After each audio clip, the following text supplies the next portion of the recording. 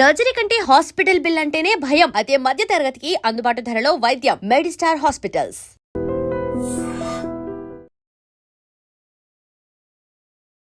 అందరికీ నమస్కారం. నేను మీ ఆయుర్వేద డాక్టర్ చిట్టిబొట్ల మధుసూదన శర్మని. మనం ఈ వీడియోలో సోరియాసిస్ వ్యాధికి తులసి వైద్యం అనేటువంటి చక్కటి అంశాన్ని గురించి తెలుసుకోబోతున్నాం. గత కొన్ని వీడియోల్లో కూడా సోరియాసిస్ వ్యాధి అంటే ఏంటి, ఆ వ్యాధి వచ్చినప్పుడు ఎలాంటి లక్షణాలు కలుగుతాయి, ఆ యొక్క సమస్య కలిగినప్పుడు మీకై మీరు తయారు చేసుకోదగ్గ సులువైనటువంటి క్షేమదాయకమైనటువంటి గృహవైద్య చికిత్సా విధానాలు ఏంటి మొదలు వివరాలు తెలియజేయడం జరిగింది. ఈ వీడియోలో మరొక ఫార్ములాని ఆ సోరియాసిస్ వ్యాధి తగ్గేందుకు మనం తెలుసుకోబోతున్నాం. ఈ సోరియాసిస్ వ్యాధి చర్మ వ్యాధుల్లో రారాజు అంటే అతిశక్తి కాదు. చాలామందిని వేధించి పీడించి బాధించి రకరకాలుగా శారీరక మానసిక ఇబ్బందులకు గురి చేసేటువంటి అత్యంత సర్వసాధారణమైనటువంటి చర్మ సమస్య ఈ సోరియాసిస్. ఈ సోరియాసిస్ వ్యాధినే ఆయుర్వేద వైద్య విధానంలో మన మహర్షులు కీటివ కుష్టము, సిద్మ కుష్టము ఇలాంటి వివిధ రకాలైనటువంటి పేర్లతో ప్రస్తావించి చక్కటి చికిత్సా విధానాన్ని గురించి కూడా తెలియజేయడం జరిగింది. అసలు ఈ సోరియాసిస్ వ్యాధి ఎందుకు వస్తుందంటే, చర్మ కణాలు సాధారణ స్థితి కంటే కూడా ఎక్కువగా విపరీతంగా విచ్చలవిడిగా విశృంఖలంగా అత్యధికంగా విభజన చెందడం వల్ల ఈ యొక్క సోరియాసిస్ సమస్య కలుగుతూ ఉంటుంది.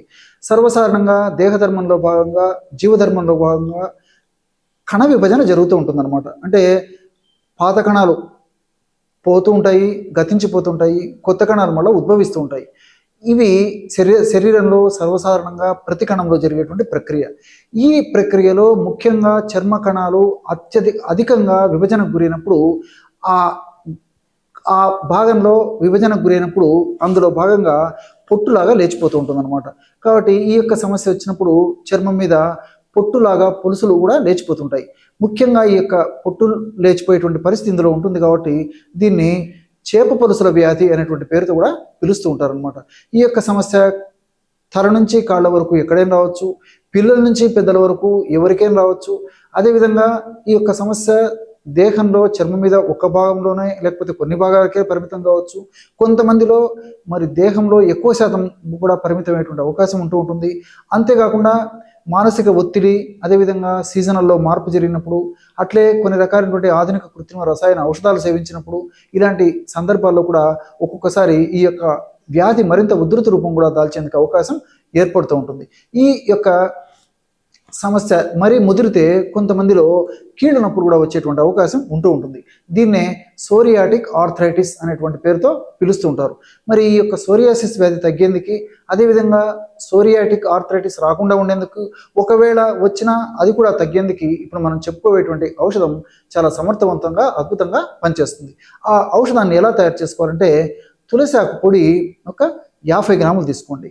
తులసి ఆకులు తెచ్చుకొని నీడలో బాగా ఆరించేసేసి చూర్ణం తయారు చేసుకుని ఒక 50 గ్రాములు తులసాకు పొడి తీసుకోవాలన్నమాట.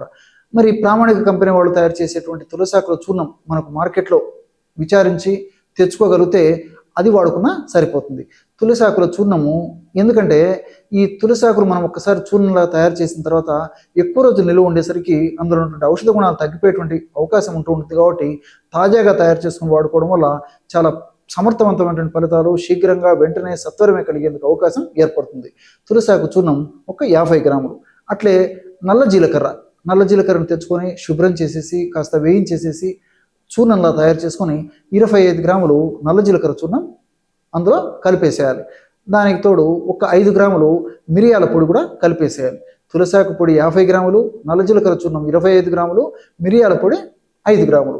ఈ 3 పదార్థాలు బాగా కలిపేసి ఒక గాజు సీసాలో నిల్వ ఉంచుకొని రోజు ఉదయం ఆహారానికి ఒక 10 నిమిషాల ముందు, రాత్రి ఆహారానికి ఒక 10 నిమిషాల ముందు 50 మిల్లీలీటర్ల నీళ్ళల్లో ఈ యొక్క పౌడర్ 2 గ్రాముల వరకు ఈ యొక్క చూర్ణాన్ని కలిపేసి సేవించాలి. ఈ విధంగా ఉదయం పూట ఒక 2 గ్రాముల వరకు వాడుకోవచ్చు. అంటే 1 నుంచి 2 గ్రాములు, అంతకంటే ఎక్కువ అవసరం ఉండదన్నమాట. 1 నుంచి 2 గ్రాములు ఉదయము, 1 నుంచి 2 గ్రాములు రాత్రి. అవసరాన్ని బట్టి, వ్యాధి యొక్క తీవ్రతను బట్టి, వ్యాధి ఉధృతను బట్టి, వయస్సును బట్టి ఈ యొక్క డోసును నిర్ణయించుకుంటే సరిపోతుంది. ఈ విధంగా తయారు చేసుకున్నటువంటి ఔషధం అయిపోయిన తర్వాత మరలా మనం తాజాగా తయారు చేసుకుని వాడుకుంటూ ఉండాలి. దీర్ఘకాలం పాటు వాడినప్పటికీ ఎలాంటి ఇబ్బంది ఉండదు, అన్నీ మనకు సైడ్ బెనిఫిట్స్ ఉంటాయి, ఎలాంటి సైడ్ ఎఫెక్ట్స్ కూడా ఉండవు. ఈ యొక్క ఔషధాన్ని ఈ పద్ధతిలో వాడుకోవడం వల్ల చాలా సమర్థవంతమైనటువంటి ఫలితాలు కలుగుతాయి. చర్మకణ విభజన సర్వసాధారణమైనటువంటి నార్మల్ స్థితికి వచ్చేటువంటి పరిస్థితి ఏర్పడుతుంది. అదేవిధంగా ఈ యొక్క సోరియాసిస్ వల్ల కలిగేటువంటి మంట, దురద, పోటు, సలుపు, అదేవిధంగా చర్మం పొట్లుగా ఊడడము, ఇలాంటివన్నీ కూడా తగ్గిపోయేటువంటి పరిస్థితి ఏర్పడుతుంది. ఈ యొక్క ఔషధాన్ని దీర్ఘకాలం పాటు వాడుకోవడం వల్ల ఈ యొక్క ఔషధంలోని రసాయన తత్వాలు, రసాయన గుణాలు, ఔషధాలు కూడా సదా మన దేహంలో ఉంటూ సదా మనల్ని రక్షిస్తూ తరచుగా ఈ యొక్క సమస్య పునరావృతం కాకుండా ఉండేందుకు కూడా ఇందులో ఉన్నటువంటి ఔషధాలు చాలా చక్కగా ఉపయోగపడతాయి. అవసరమైతే కొన్నాళ్ల పాటు పైపూత మందు కూడా వాడుకోవచ్చు. ఎలాంటి ఔషధం వాడుకోవాలంటే ఈ పైపూత మందు ఆయుర్వేద ఔషధ విక్రయశాలలో, పచారి కొట్టులో దొరుకుతుంది. ఆ యొక్క పైపూత మందుగా వాళ్ళ ఔషధం పేరు పిండ తైలం. ఎక్కువ మంది సిఫారసు చేసేటువంటి తైలం ఈ యొక్క తైలం, ఎక్కువ మంది ఆయుర్వేద వైద్యులు సిఫారసు చేసేటువంటి తైలం ఈ యొక్క పిండ తైలం. ఈ యొక్క పిండ తైలం తెచ్చుకొని రోజు ఒక్కసారి అవసరాన్ని బట్టి మరి ఆ యొక్క భాగాల్లో, చర్మవ్యాధి ఉన్నటువంటి భాగాల్లో అప్లై చేసి 1 గంట ఆగిన తర్వాత తుడుచుకోవడం కానీ, లేకపోతే గోరువెచ్చని నీళ్లతో స్నానం చేసినా సరిపోతుంది. ఈ విధంగా అవసరాన్ని బట్టి కొన్నాళ్ల పాటు ఈ యొక్క పిండి తైలాన్ని కూడా వాడుకోవచ్చు. చూశారు కదా ఎటువంటి సులువైనటువంటి ఔషధాన్ని ఈ సోరియాసిస్ వ్యాధి తగ్గేందుకు మీరు ఈ వీడియోలో తెలుసుకున్నారో. మరొక వీడియోలో మరొక అంశంతో మళ్ళీ కలుద్దాం. అంతవరకు నమస్కారం. మీ Chittipotla. And for more videos, Please subscribe to iDream.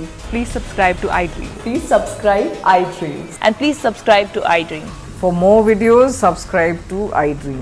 please like, share and subscribe to the channel. Congratulations, iDream. Subscribe to iDream. Subscribe to iDream. So subscribe to iDream Media. iDream ki iDream team అందరికి huge congratulations. Please subscribe iDream Media. Please subscribe to iDream. Subscribe iDream. Please subscribe to iDream. iDream అంటే నా కళల ఛానల్ను subscribe చేసుకున్న నోరు తిరుగుతలేదు. మీరైతే గంట గుర్తు కొట్టండి. For more such videos, please subscribe to iDream. Subscribe to iDream. Please subscribe to iDream. Please subscribe iDream Media. Please do subscribe to iDream. Please subscribe to iDream Media. For best entertainment and information, please subscribe iDream. And don't forget to subscribe to iDream.